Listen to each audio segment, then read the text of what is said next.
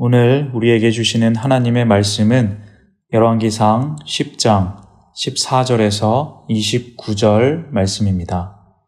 하나님의 말씀을 봉독하겠습니다. 솔로몬의 새 입금의 무게가 금 666달란트요.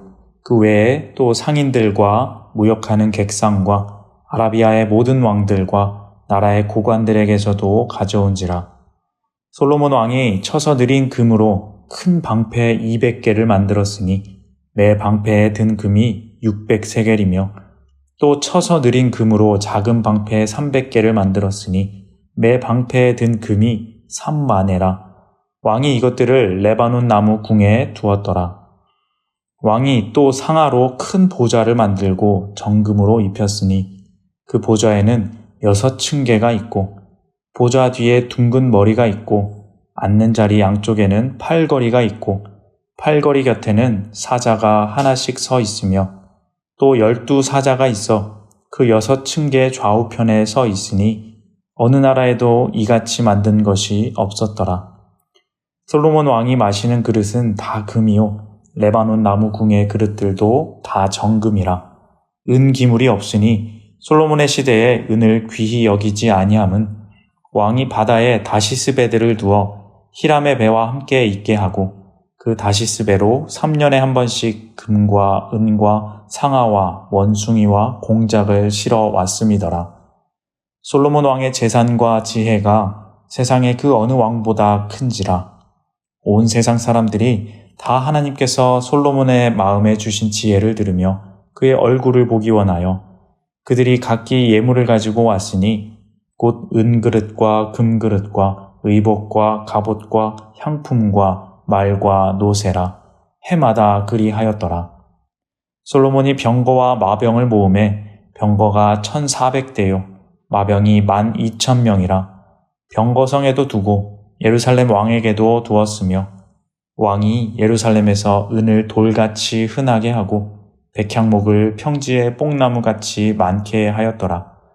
솔로몬의 말들은 애굽에서 들여왔으니 왕의 상인들이 값주고 산 것이며 애굽에서 들여온 병거는 한 대에 은 600세겔이요 말은 한 필에 150세겔이라. 이와 같이 헷사람의 모든 왕과 아람 왕들에게 그것들을 되팔기도 하였더라. 아멘. 솔로몬이 하나님께 복을 많이 받았습니다. 오늘 말씀은 그 솔로몬이 받은 복에 대한 대략적인 묘사입니다. 이게 전부 다는 아니지만 이것만 봐도 솔로몬이 얼마나 하나님께 복을 받아서 부자가 되었는지, 세계에 영향력이 있는 강한 사람이 되었는지를 짐작할 수 있는 부분입니다. 먼저는 솔로몬이 거두는 세금에 관한 내용이 나옵니다. 14절 말씀에 솔로몬의 새 입금의 무게가 금 666달란트라고 합니다. 세금이 많다는 것은 그만큼 농업이나 상업 등이 풍성하게 잘 되어 간다는 것을 보여주는 것이고 그만큼 백성들이 잘 살고 있다는 것을 의미하는 것이기도 합니다. 그만큼 솔로몬에게 돌아오는 세금도 어마어마합니다. 그 외에도 상인들과 무역상들과 모든 다른 나라에서도 금을 받았습니다. 그러하기에 솔로몬의 재산은 우리의 상상을 초월할 정도로 많습니다. 이것은 착취해서 얻었다기보다는 그야말로 솔로몬의 지혜로 발전된 나라와 부강해진 산업으로 인해서 얻어진 결과라는 것이 더욱 솔로몬을 위대하게 만듭니다. 그리고 금으로 방패를 만듭니다. 방패에 들어간 금도 엄청납니다. 그리고 상아로 솔로몬의 보좌를 만드는데 이것도 금으로 입히고 치장합니다. 6층계가 있고 팔걸이 옆에는 사자들이 있고 층계에도 12마리의 사자가 있는 그야말로 위대한 왕의 보좌입니다. 그 어느 나라도 이러한 보좌를 가지지는 못했습니다. 솔로몬 왕이 먹고 마시는 그릇은 다 금이고 그 궁에 쓰이는 그릇도 다 금입니다. 모두가 금으로 되어 있기에 은이 귀하지가 않았습니다. 27절에 보면 이렇게 말씀합니다. 왕이 예루살렘에서 은을 돌같이 흔하게 하고 백향목을 평지에 뽕나무같이 많게 하였더라. 이렇게 될 수 있었던 이유가 무엇이었을까요? 어떻게 해서 솔로몬은 그런 엄청난 부를 자신의 시대에 그렇게 빨리 얻을 수 있었을까요? 추측해보자면 22절에 보시면 다시스에 배들을 두어서 그것을 통해 금은과 상아, 원숭이 공작들을 실어왔다고 합니다. 솔로몬은 무역을 잘 이용했던 것 같습니다. 여기 나오는 다시스는 요나서에도 나오는데 먼 서쪽 끝에 있는 항구 도시입니다. 지난 9장에 나온 에시온 게벨이라는 항구 도시는 남쪽 끝에 있고 이 다시스는 서쪽 끝입니다. 그러니까 남쪽, 서쪽 이 모든 해로의 이점을 이용하여서 무역을 했고 그에 따른 이득을 취하는데 능했다 하는 것입니다. 29절에 보시면 이렇습니다. 애굽에서 들여온 병거는 한 대에 은 600세겔이요 말은 한 필에 150세겔이라. 이와 같이 헷사람의 모든 왕과 아람 왕들에게 그것들을 되팔기도 하였더라. 애굽에서 병거와 말을 들여오는데 다른 나라에 또 그것을 팔기도 했다고 합니다. 그러니까 병거나 말 같은 물건을 사오고 그것을 다른 나라에 팔아서 이득을 취한 것입니다. 항구를 발전시키고 또 배를 잘 만들고 그 통로의 거점 도시를 잘 개발한 덕택에 솔로몬은 그 사이에서 큰 이득을 취할 수 있었습니다. 사실 이스라엘은 위치적으로 정말 무역에 적합한 위치입니다. 위아래에 강대국들이 있고 옆에는 바다가 있고 모든 나라들이 지나가야 하는 통로가 되는 지역이기 때문에 지리적으로 이스라엘을 선점하는 것이 항상 중요했습니다.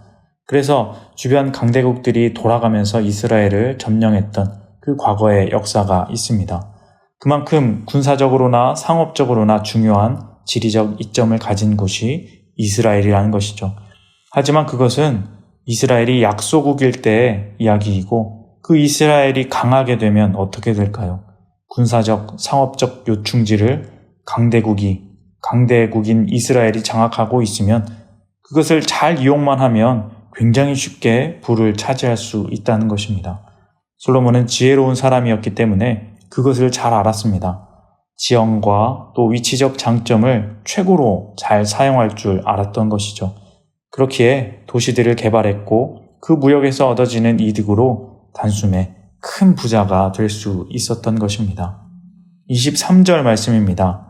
솔로몬 왕의 재산과 지혜가 세상의 그 어느 왕보다 큰지라. 이처럼 솔로몬은 정치와 군사뿐만 아니라 경제적인 부분에도 나라를 부강하게 만드는 데 참 지혜로웠습니다. 충분하다 못해 세상의 그 어느 왕보다 크고 그것이 차고 넘치도록 채워질 수 있었습니다. 그런데 넘치는 것은 좋은데 그 차고 넘치는 것을 감당하지 못하면 거기에서 문제가 시작되는 것입니다. 솔로몬은 금으로 방패를 만들었습니다. 하지만 방패를 보시면 17절 끝에 레바논 나무 궁에 두었다 합니다. 이 방패가 거기에서 나와서 전쟁에서 유용하게 쓰였는지는 의문입니다. 전쟁에서 쓰였다기보다는 상징적인 의미가 더 강했을 것입니다. 이 재물의 부강함이 나라의 부강함을 나타내고 방어까지 완벽하게 했다는 상징적인 의미입니다. 솔로몬의 보좌도 마찬가지입니다. 엄청나게 화려하고 커다란 보좌. 여기에 솔로몬이 많이 앉아 있었을까? 18절에 이 보좌를 만드는 사람은 성경은 솔로몬 왕이라 하지 않고 왕이라고 표현합니다. 다른 것들을 만들 때는 다 솔로몬 왕이 만들었다라고 나오는데 이 보좌만은 그냥 왕이 만들었다 합니다. 학자들은 이 말씀을 성경의 저자가 의도적으로 보좌와 왕 사이에 약간의 거리를 두는 것으로 봅니다. 보좌의 화려함은 그러니까 그저 상징이고 왕이 직접 앉아 거기에서 생활하기보다는 그것은 부담스럽고 차고 넘치는 자리라는 것입니다. 금그릇도 마찬가지입니다. 그리고 중요한 것은 병과 마병입니다. 온 세상 사람들이 솔로몬의 지혜를 들으러 오며 금과 향품과 또 말 등을 가져옵니다. 어제 말씀에 스바의 여왕이 그랬었죠. 애굽에서도 무역으로 말과 병거들을 들여옵니다. 무역과 상업은 돈을 벌기에는 좋은데 돈을 벌려면 내가 쓰는 것보다 더 많이 들여와야 한다는 것이 있습니다. 차고 넘치는데 그것이 감당하기 어려울 정도로 많아진 것입니다. 금도 그랬고 말도 그랬습니다. 병거도 그랬습니다. 신명기 17장에 보면 왕이 가져야 할 덕목에 관한 말씀이 있는데 그 덕목 중에 이런 것이 있습니다. 그는 병마를 많이 두지 말 것이요 아내를 많이 두지 말고 또 은금을 많이 쌓아두지 말 것이라. 하지만 솔로몬은 그 세 가지를 다 어기게 되었습니다. 병마를 너무 많이 두었고 다음 장에 나오지만 이방 아내들을 많이 두었고 또 은금은 쌓을 곳이 없을 정도로 많이 두었습니다. 나라를 부강하게 하려는 목적이었지만 그 부가적인 목적이 가장 중요한 하나님의 말씀을 잊어버리고 또 어기게 한 것입니다. 지혜가 이뤄낸 부강함이었지만 결국 그 지혜가 차고 넘치는 바람에 모든 것이 통제가 불가능할 정도로 감당할 수 없을 정도로 넘치게 되었던 것입니다. 그리고 다음 장 11장부터 이제 그 솔로몬의 몰락이 시작되게 되는 것입니다. 사랑하는 성도님 여러분, 우리는 이 세상을 살아가면서 무엇을 바라고 살아갑니까?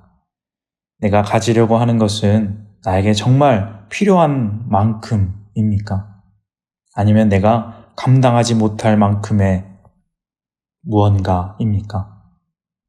내가 원하는 것은 내 삶 자체에 하나님께서 이루시는 의미 있는 것들입니까? 아니면 그저 남들보다, 저 사람보다, 저 사진에 웃고 있는 그 내가 이기고 싶은 그 사람보다 더 나은 삶입니까? 우리는 무엇을 얻으려 그렇게 열심히 살며 또 그렇게 고통받고 있습니까? 오늘 이 시간 하나님께 기도하는 우리 귀한 성도님들의 삶에 솔로몬의 삶의 교훈이 있기를 원합니다. 부와 지혜가 많은 것은 좋지만 그것이 나에게 감당할 수 없을 만큼 많을 때 우리는 하나님을 잃어버리고 인생의 의미를 잃어버리며 행복하지 못할 수 있음을 기억하시기 바랍니다. 그리고 나의 그러한 욕심에 가리워져서 깨닫지 못했던 오늘 나에게 주어진 감사의 제목들을 발견하시기 바랍니다.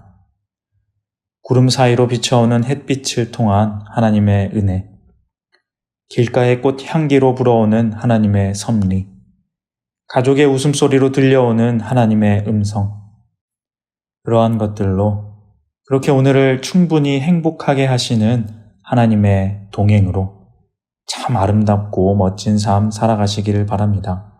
그렇게 오늘 충분함으로 우리에게 임하시는 하나님으로 행복하시기를, 하늘나라의 복된 삶 살아가시는 우리 모두가 다 되시기를 주님의 이름으로 소망합니다. 기도하겠습니다. 하나님 아버지 감사합니다. 솔로몬의 인생을 통해 우리의 삶을 돌아봅니다. 세상의 욕심을 버리고 정말 하늘의 것을 구하며 하나님을 잊지 않는 우리의 삶이 되게 하여 주시옵소서. 아굴의 기도가 나의 삶이 되기를 원합니다. 내가 두 가지 일을 구하오니 거절하지 마옵소서. 곧 헛된 것과 거짓말을 내게서 멀리 하옵시며 나를 가난하게도 마옵시고 부하게도 마옵시고 오직 필요한 양식으로 나를 먹이시옵소서. 혹 내가 배불러서 하나님을 모른다 여호와가 누구냐 할까 하오며 혹 내가 가난하여 도둑질하고 내 하나님의 이름으로 욕되게 할까 두려워함이니이다. 삶의 마지막 순간까지 하나님을 잊지 않고 신실한 믿음의 고백을 하며 살아가는 우리 모두가 다 되게 하여 주시옵소서. 예수님의 이름으로 기도합니다. 아멘.